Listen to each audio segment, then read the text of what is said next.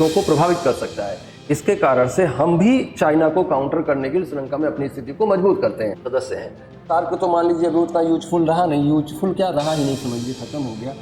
तो ये था, ये सार्क भी बेसिकली बनाया इसीलिए गया था कि वो चाइना को काउंटर कर सके, अच्छा उसके लिए वो बनाया गया था।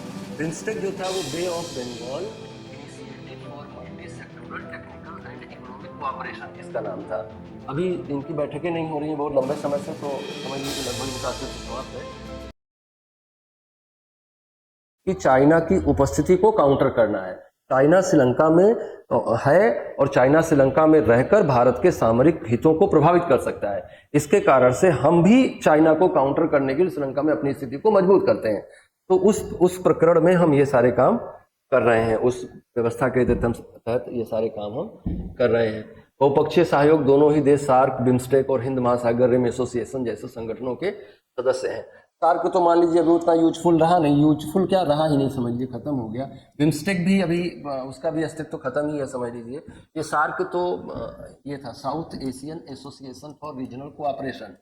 तो ये था, ये सार्क भी बेसिकली बनाया इसीलिए गया था कि वो चाइना को काउंटर कर सके, या चाइना की जो एक्सपेंशनिस्ट पॉलिसी है उसके अगेंस्ट हम एशियाई देशों को एक संगठित कर सके, एशियाई देशों को, उसके लिए वो बनाया गया था।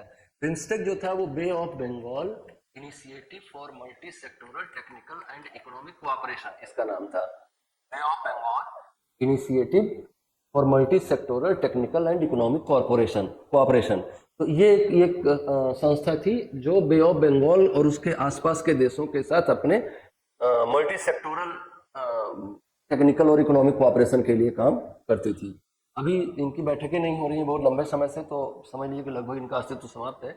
हिंद महासागर रिम एसोसिएशन जो है, ये हिंद महासागर रिम एसोसिएशन है। हिंद महासागर के किनारे किनारे जो देश हैं उनका एक एसोसिएशन है। ये फिलहाल तो काम कर रहा है, और हिंद महासागर रिम एसोसिएशन से ही मोदी जी ने 2015 में सागर विजन लॉन्च किया, सागर विजन पर अपनी बात करी।